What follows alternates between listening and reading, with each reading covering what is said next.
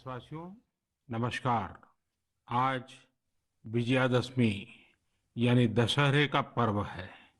इस पावन अवसर पर आप सभी को ढेरों शुभकामनाएं। दशहरे का ये पर्व असत्य पर सत्य की जीत का पर्व है, लेकिन साथ ही ये एक तरह से संकटों पर धैर्य की जीत का पर्व भी है। आज आप सभी बहुत संयम के साथ जी रहे हैं, मर्यादा में रहकर पर्व त्योहार मना रहे हैं। इसलिए जो लड़ाई हम लड़ रहे हैं उसमें जीत भी सुनिश्चित है। पहले दुर्गा पंडाल में मां के दर्शनों के लिए इतनी भीड़ जुट जाती थी, एकदम मेले जैसा माहौल रहता था। लेकिन इस बार ऐसा नहीं हो पाया। पहले दशहरे पर भी बड़े बड़े मेले लगते थे, लेकिन इस बार उनका स्वरूप भी अलग ही है। रामलीला का त्योहार भी उसका बहुत बड़ा आकर्षण था, लेकिन उसमें भी कुछ न कुछ पाबंदियां लगी है। पहले नवरात्र पर गुजरात के गरबा की गूंज हर तरफ छाई रहती थी। इस बार बड़े बड़े आयोजन सब बंद है। अभी आगे और भी कई पर्व आने वाले हैं। अभी ईद है, शरद पूर्णिमा है, वाल्मीकि जयंती है, फिर धनतेरस, दिवाली, भाई दूज, छठी मैया की पूजा है, गुरु नानक देव जी की जयंती है। कोरोना के इस संकट काल में हमें संयम से ही काम लेना है, मर्यादा में ही रहना है। साथियों, जब हम त्योहार की बात करते हैं, तैयारी करते हैं, तो सबसे पहले मन में यही आता है कि बाजार कब जाना है, क्या क्या खरीदारी करनी है।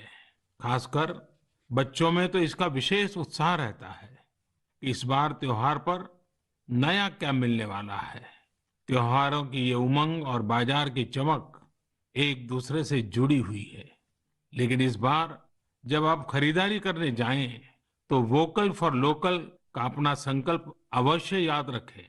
बाजार से सामान खरीदते समय हमें स्थानीय उत्पादों को प्राथमिकता देनी है। साथियों, त्योहारों के इस हर्षोल्लास के बीच में लॉकडाउन के समय को भी याद करना चाहिए।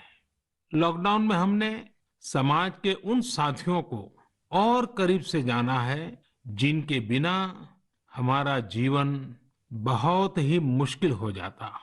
सफाई कर्मचारी, घर में काम करने वाले भाई बहन, लोकल सब्जी वाले, दूध वाले, सिक्योरिटी गार्ड्स, इन सब का हमारे जीवन में क्या रोल है, हमने अब भली भांति महसूस किया है। कठिन समय में ये आपके साथ थे, हम सबके साथ थे।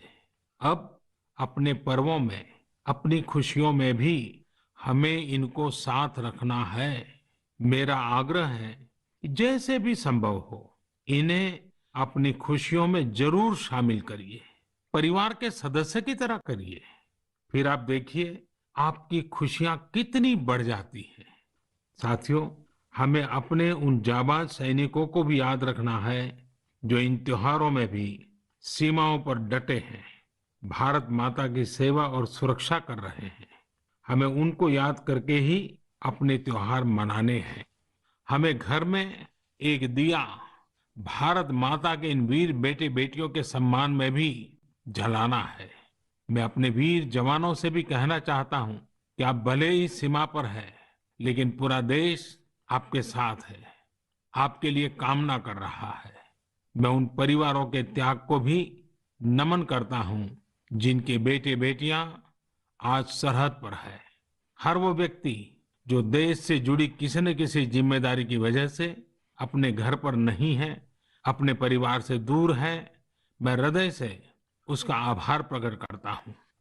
मेरे प्यारे देशवासियों, आज जब हम लोकल के लिए वोकल हो रहे हैं, तो दुनिया भी हमारे लोकल प्रोडक्ट्स की फैन हो रही है। हमारे कई लोकल प्रोडक्ट्स में ग्लोबल होने की बहुत बड़ी शक्ति है। जैसे एक उदाहरण है खादी का। लंबे समय तक खादी सादगी की पहचान रही है, लेकिन हमारी खादी आज इको फ्रेंडली फैब्रिक के रूप में जानी जा रही है। स्वास्थ्य के दृष्टि से ये बॉडी फ्रेंडली फैब्रिक है, ऑल वेदर फैब्रिक है और आज खादी फैशन स्टेटमेंट तो बन ही रही है।